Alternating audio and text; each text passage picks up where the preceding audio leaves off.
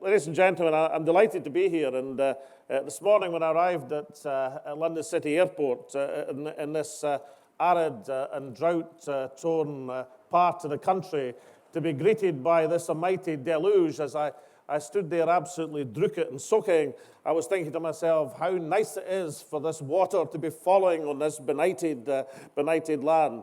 And I'm also aware, ladies and gentlemen, that perhaps this evidence session, let's call it that, it won't necessarily be the one that's most in the news that's happening in London today, but nonetheless, I'm delighted to be here at the Institute of Directors. Now, I want to set out two key messages this afternoon. I want to explain how Scotland intends to make itself the most attractive, competitive place to do business in these islands. And today we are launching a new dialogue with potential inward investors about everything that Scotland has to offer. And secondly, to carry forward the argument, independence for Scotland would bring substantial opportunities for businesses across these islands.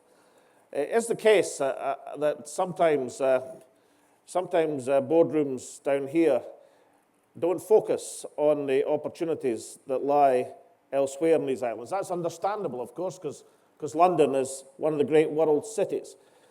But one consequence of London's success is that the UK has now become, in terms of economic distribution and growth, the most unequal country in the European Union. Neil O'Brien argued in The Spectator just last week that London exerts, quote, an overwhelming gravitational attraction, unquote, on the politics and economics of these islands. So one of my first submissions is that more balanced growth across these islands would benefit everyone. My contention is that Scotland under devolution is already becoming and has become a significant economic success story, and that with independence we would do even better. Indeed, as my favorite magazine, The Economist, acknowledged just 2 weeks ago, although it has to be said that its front page designers didn't read the article inside, and I quote from The Economist, Scotland performs better than all regions outside the southeast of England and has done particularly well in the last decade. Because the reality is that even if we discounted offshore oil and gas reserves, Scotland enjoys the third highest per capita gross domestic product in the United Kingdom after London and the southeast of England. Including oil and gas, as an independent nation, Scotland would have the sixth highest per capita gross domestic product in the Organisation for Economic Cooperation and Development. The UK in that league table comes 16th. So for a start, Scotland is probably, per head of population, the most energy-rich nation in Europe. In addition to 40 or more years of oil and gas reserves, we have 10% of Europe's wave resources, 25% of tidal energy, and 25% of offshore wind potential, which is not bad for a country with 1% of Europe's population. Now, of course, the wind doesn't blow all the time, not even in Scotland, and therefore we have a mixed energy policy for these long summer months when there's barely a breeze and Scotland basks in tropical heat. As I came from Edinburgh Airport this morning, I almost met Nicole Kidman. Miss Kidman is making a film in Edinburgh over the next 3 weeks. I met her entourage, and they were slightly disconsolate that they were also facing a deluge in Edinburgh, much as we were in London City. So I did assure them that I was sure the normal weather service of Mediterranean sunshine in a Scottish April would soon be restored at early opportunity. But we may not compete in the sunshine stakes, but we certainly compete in the brain power stakes. Our universities in Scotland are world class. We have 5 in the world's top 200. We rank first in the world in terms of research productivity per unit of GDP, and second in the world to Switzerland in terms of the research impact. Our whole economy is looking to the future. We have key strengths in a number of growth industries, life sciences, financial services, creative industries, food and drink, where exports have increased by some 50% in the last 5 years. And we have a public sector in Scotland united behind a core purpose of increasing sustainable economic growth, which actively engages with both business and academia. The business of Scotland, in that sense, is business. For all of these reasons and more, not least the quality of life that's on offer in Scotland, our country is increasingly seen as a great place for business. The Cardiff Business School in February said that outside of London, in terms of overall inward investment projects won, Scotland has become the #1 ranked region in the UK. The current Ernst & Young Attractiveness Survey for the UK goes further. It ranks it as by far the most successful location in the UK, even more successful in London for attracting inward investment in terms of jobs created. The FDI magazine recently found that Edinburgh and Glasgow were first and second in Europe in its ranking of the large cities of the future. And that success is continuing. Just a couple of weeks ago, Gamesa, the major Spanish turbine company, announced its plans to create a manufacturing base for wind turbines in Leith, creating up to 1,000 jobs. GlaxoSmithKline announced £100 million of investment in Montrose and Irvine. And at the end of January, Samsung announced it would base its first European offshore wind project in Meffel in Fife, potentially creating more than 500 jobs. And these three companies join a list which includes Amazon, Avalox, Iridian, Dell, FMC Technologies, Scottish Power, Michelin, Mitsubishi, and many others. We now have a situation where unemployment in Scotland is lower than the UK, employment is higher, economic inactivity is lower. But that, ladies and gentlemen, is against the context which we were reminded in the economic figures today, where the economic activity in these islands is at best bumping along the bottom, where the UK economy is once again in technical recession, where there is an urgent, overwhelming need for a growth and industrial strategy. If I could just take a second or two to say that I'm about to announce to you a marketing campaign in terms of Scotland's attractiveness. But I am not of the opinion that recovery can be sustained by large businesses alone, despite the fact that many of our major companies are relatively cash-rich and looking for investment opportunities, despite how important it is and how valuable it is. You know, economic recovery can only be sustained by the small business sector taking advantage and having the finance and access to finance that allows them to take advantage of significant economic opportunity. And both, if we look at the construction figures for the UK, a 3% decline in the first quarter, and if we look at the net negative lending of the banking sector to small business over successive quarters, then there is no doubt that a growth strategy has to involve a direct attribution to both. In other words, capital investment, direct capital investment in the economy to power forward prospects of growth, and secondly, a direction of certainly the public sector banks, as has been recommended, incidentally, to both the previous Chancellor and the current Chancellor by the Bank of England in terms of lending availability to small business. I welcome any gesture in the right direction, but the scheme announced in the budget, we have calculated, will have a total impact in the Scottish economy for small businesses of some £15 million, compared to, for example, the Scottish Government's small business bonus, which is an impact of £160 million. And £15 million in the Scottish economy, or a 1% interest rate decline, allowing £150 million in the UK economy, is not going to transform the liquidity pressing requirement to small business in this economy.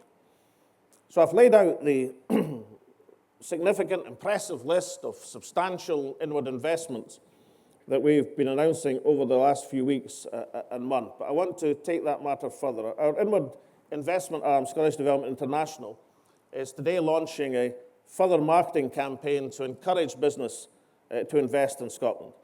I've personally written to around 200 of the UK's major companies, ones which do not as yet have operations in Scotland, to highlight how Scotland could benefit their business. The letter will be followed by direct contact with the SDI investment team. We'll raise awareness of Scotland's potential with daily adverts in the Financial Times over the next 2 weeks. Across the river at Canary Wharf, I'm told, our new animated advert will appear in the Reuters digital billboard, where it will be seen by more than 600,000 business professionals each week. And I can see that each and every one of you are waiting with bated breath to see the Reuters digital billboard. But the aim and the serious aim behind this campaign is to set out the fundamental strengths of the Scottish economy, our good quality of life, to highlight another crucial fact, that our business operating costs in key sectors can be 30% lower than in other parts of the United Kingdom. The message is clear. Scotland is a land of major opportunity. It's open for business, and that means your business. I want to make it clear how important it is to have a public sector which is responsive to business needs, not just in attracting companies to Scotland, but in the ongoing support we offer once investments are made. A Financial Times editorial commented last year, while parts of England are still struggling to adjust to the abolition of regional development agencies, Scotland has benefited from the continuity offered by Scottish Enterprise and its inward investment arm, Scottish Development International. Alan Lyle of Amazon, while explaining why Amazon had chosen Scotland as the location for the largest fulfillment centre, said the decision was due, quote, not only to the excellent local workforce, but to the impressive professionalism of Scottish Development International. And in terms of the campaign which we are launching today, probably one of its most impressive aspects is that supporting the campaign will be recent major inward investors such as Amazon, Gamesa, Avaloq, GSK, Mitsubishi, and Ceridian are all signed up to give their personal testimony, the authoritative testimony on their recent experience to encourage other businesses to take the same route. Now, ladies and gentlemen, I want to talk a bit about the impact of independence. My submission is that independence will further increase Scotland's ability to meet the needs of business. It's been common in recent months for the UK government to talk about the dangerous uncertainty caused by the prospect of constitutional change. Now, the view flies in the face of all factual evidence. In the last few years, as you may have noticed, in the last year in particular, has not been short of constitutional debate and discussion, but as I've just noted, it's been conspicuously successful in terms of attracting inward investment. The Sun newspaper, if I'm allowed to mention the Sun newspaper now, recently ran an April Fool's story about Scottish independence. The story said that in independent Scotland we'd have our own currency and our banknotes would be decorated with pictures of Susan Boyle, the Edinburgh Zoo pandas, and myself.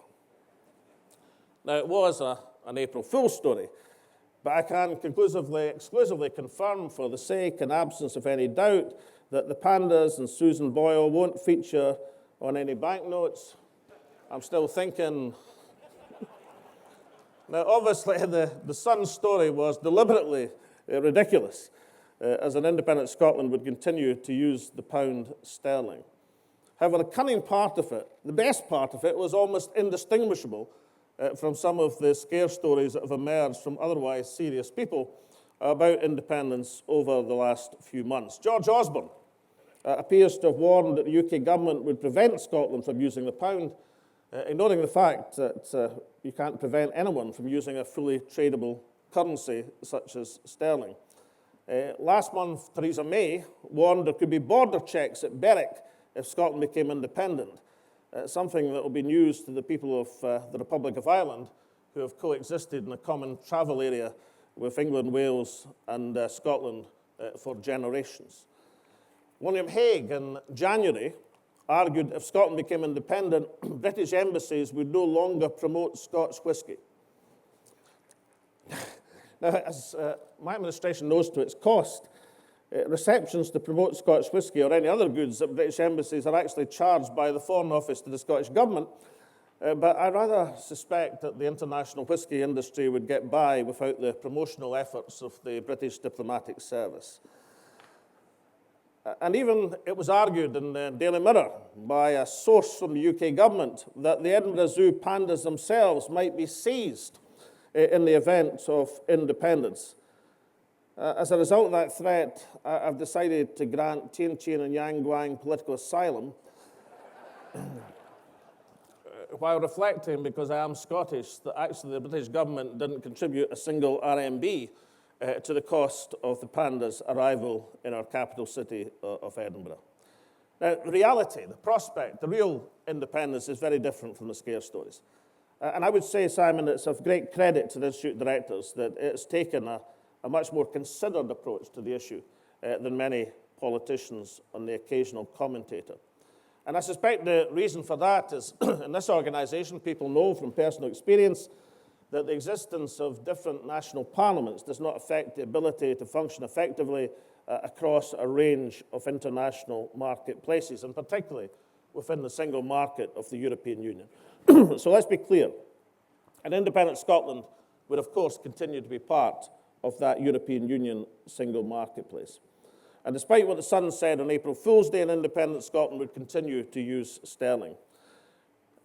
My government's already a member, and an enthusiastic and keen member of the British-Irish Council, which exists with the Republic of Ireland and with the Isle of Man and Guernsey and Jersey and the devolved administrations to look at issues of common interest and concern.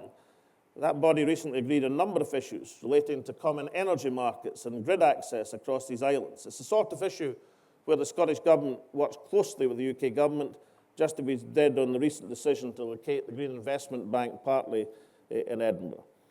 On matters of trade, security, infrastructure, we already cooperate closely with the UK Government. We'll continue to do so after independence. That is what good neighbours do. What independence will provide is Scotland with the powers, the new fiscal powers in particular, that we need to make our economy competitive.